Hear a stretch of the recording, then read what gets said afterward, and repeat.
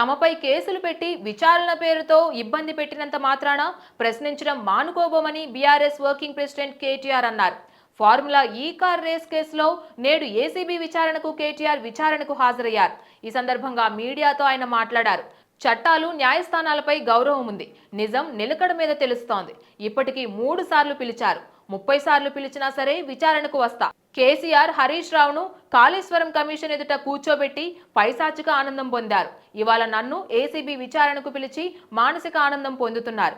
Arrest కూడా చేయొచ్చు. తెలంగాణ కోసం గతంలో జైలుకు వెళ్ళొచ్చాం. మళ్ళీ జైలుకు వెళ్లాల్సి వచ్చినా భయపడేది లేదు. ఒక్కసారి కాదు 100 సార్లైనా జైలుకు వెళ్తామని కేటీఆర్ అన్నారు. ఏసీబీ విచారణకు ముందు కేటీఆర్ ఈ ట్వీట్ ను చేశారు. రాష్ట్ర ప్రభుత్వ వైఫల్యాలను ఎత్తి చూపుతూనే ఉంటామని కేటీఆర్ అన్నారు. ఈ మేరకు ట్విట్టర్లో ఆయన పోస్ట్ చేశారు. మీ విచారణలు, కమిషన్లు, రాజకీయ ప్రతీకార చర్యలకు నేను ఎప్పటికీ నిరుత్సాహపడను. 420 వాగ్దానాలు, మోసపూరిత డిక్లరేషన్లు, 6 గ్యారంటీల అమల్లోకి వైఫల్యాలను ఎత్తి చూపుతూనే ఉంటామని ఆయన పేర్కొన్నారు.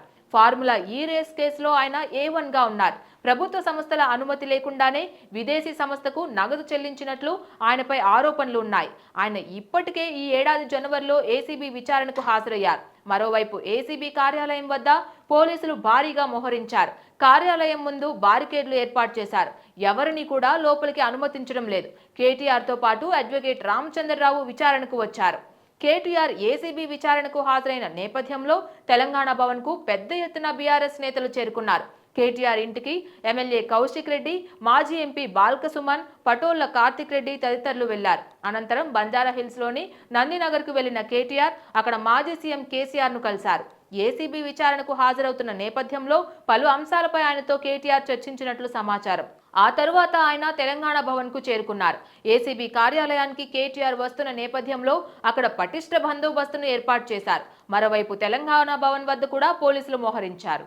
Please subscribe to the channel and download the Politicos app from the links in the description.